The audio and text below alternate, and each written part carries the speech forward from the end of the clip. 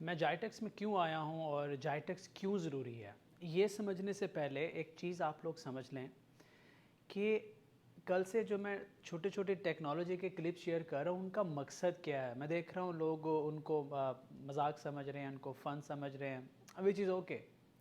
آپ ایک بات سمجھ لو، پرابلم یہ ہے کہ آپ کو لگتا ہے کہ یہ جو ہو رہا ہے روبوٹکس میں، آئی او ٹی میں، اے آئی میں، بلاک چین میں، یہ سالوں دور ہے۔ ہمارا اس سے کیا لینا دینا، ہماری گورنمنٹ کا اس سے کیا لینا دینا، ہم کیا کر لیں گے اس کو سمجھ کے۔ یہ وہ مائنڈ سیٹ ہے جس سے ہمیں چینج کرنے کی ضرورت ہے، یہ وہ مائنڈ سیٹ ہے جسے میں بدلنا چاہتا ہوں۔ That is a one reason why I am sharing all those چھوٹے چھوٹے کلپس، تاکہ آپ لوگوں کو سمجھ میں آئے۔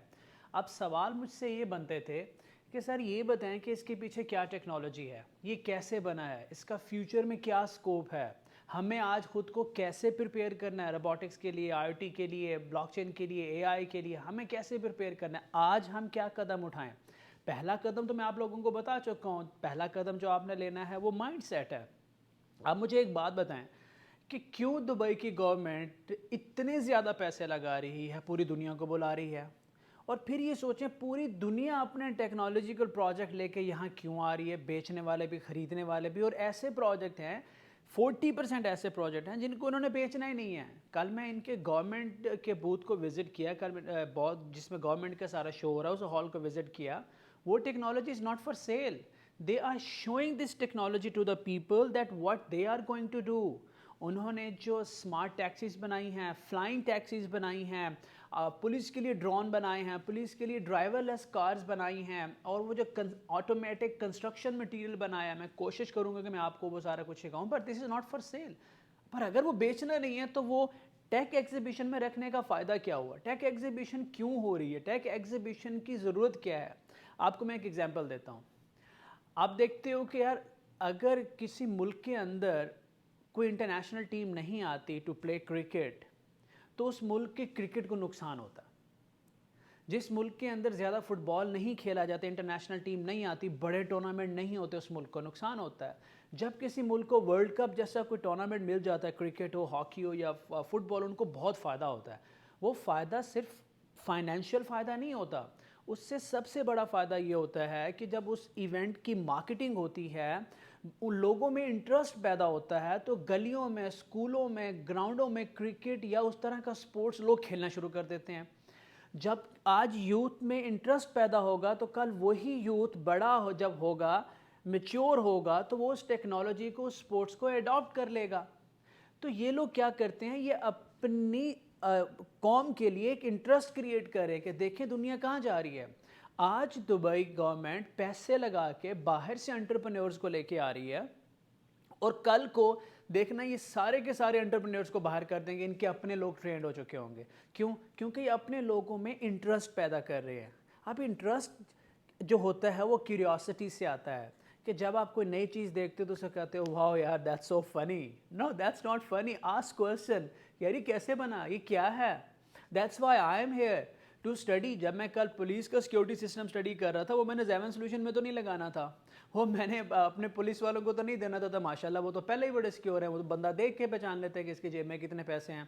تو آپ کو پتہ ہونا چاہیے کہ یہ کیا بنا، آپ کا انٹرسٹ ڈیولپ ہوتا ہے۔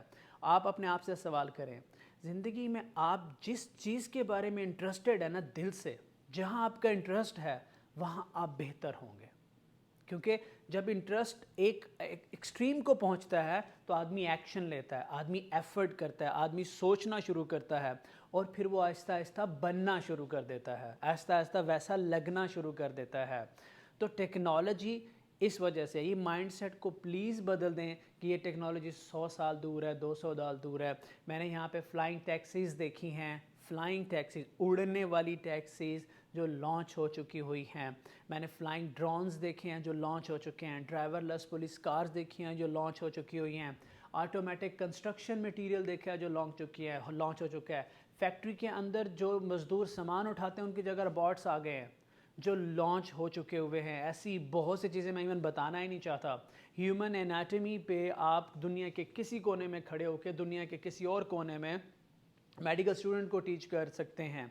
اینڈ ابو آل میں ایک ریل ڈالوں گا جس کے اندر 5-7 यंग नौजवानों ने पोलैंड से उठ के एयर डिफेंस सिस्टम बना दिया, और उस एयर डिफेंस सिस्टम को यूक्रेनियन आर्मी यूज़ कर रही है, एक्चुअली यूज़ कर रही है।